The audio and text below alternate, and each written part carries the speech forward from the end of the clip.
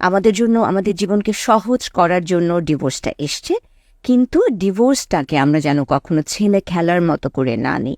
কারণ এখানে আসলে দুটো মানুষ জড়িত থাকে না। দুটো মানুষ জড়িত থাকলে একটা ব্যাপার, কিন্তু যখন এখানে অনেকগুলো আরও মানুষের তো আসলে উপস্থিতি আছে, যদি সন্তান থাকেন, বাবা মা থাকেন, পরিবারের অন্যরা, প্রত্যেকে কিন্তু আমরা একটা রক্তের সম্পর্ক না থাকলেও একটা একটা একটা সম্পর্কে তো আসলে জড়িয়ে যায় যখন একটা বিয়ের বয়স সময়ের সাথে সাথে বাড়ে। এই ডিভোর্সটা কিভাবে দেওয়া যায়, এটার যে এটা কিন্তু একটা নিয়ম আছে, সেটার ভেতর দিয়ে আমরা গেছি। যেমন একটা দম্পতি দুজনই হয়তো ভালো মানুষ, কিন্তু হ্যাঁ কিছু জিনিস মিলছে না, তাহলে এই দুটো মানুষ প্রথমে খুব ঠান্ডা মাথায় বসে কথা বলে তাদের নিজেদের জিনিসগুলো ফিক্স করবার চেষ্টা করবে। তারা পারল না, এবার তারা পরিবারের বড় সদস্যদের ইনভলভ করবে, তাদের সাহায্য নিয়ে এই সম্পর্কটা ঠিক করার চেষ্টা করবে, সেটাও পারল না। তারপরে দুই পক্ষই একজন একজন করে ব্যক্তিকে বেছে নেবেন, তাদের সাথে তাদের সব কিছু শেয়ার করবেন, এবং তারা দুজন পরবর্তীতে মতামত দিবে যে আসলে এই বিয়েটা কন্টিনিউ করা উচিত কি উচিত না, এবং এই ব্যক্তির মতামতকে সেক্ষেত্রে অবশ্যই গুরুত্ব দিতে হবে। সেটাও সম্ভব না, তখন আমাদের ইস্তিখারা যে নামাজের কথা আছে সেই নামাজ না আমাদের জন্য রিকমেন্ডেড। তারপরেও হচ্ছে না। বিয়ের আপনারা যেটা আমরা বলি 3 তালাক দিয়ে ফেলা, যেটা তো ইসলামে পুরোপুরি নিষিদ্ধ।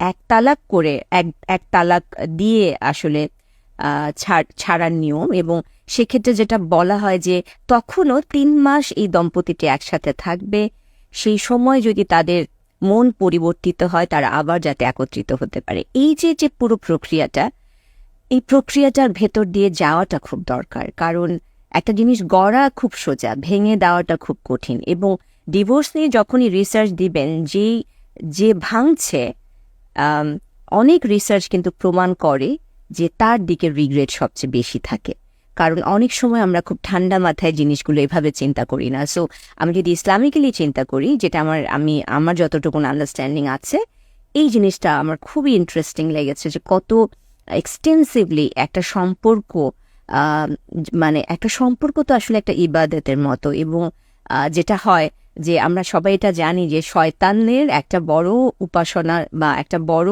আরাধ্য ব্যাপার হলো হাজব্যান্ড ওয়াইফের মধ্যে আমরা যদি একটা বিরোধ তৈরি করতে পারি, তাদেরকে আলাদা করে দিতে পারি। দুটো মানুষ যখন একই ছাদের নিচে একটা লম্বা সময় ধরে থাকে, যত যা কিছুই হোক, বেশিরভাগ সম্পর্কেই সত্য যে ভালোটাই বেশি থাকে, কিন্তু কিছু খারাপ থাকে যেগুলোর সাথে আসলে হয় না, আপোষ করা যায় না বলেই আসলে ডিভোর্সটা। তাহলে এই পথটা আলাদা হতে হলে এটা তিক্ততা দিয়ে হতে হবে, এটা কখনো জরুরি না।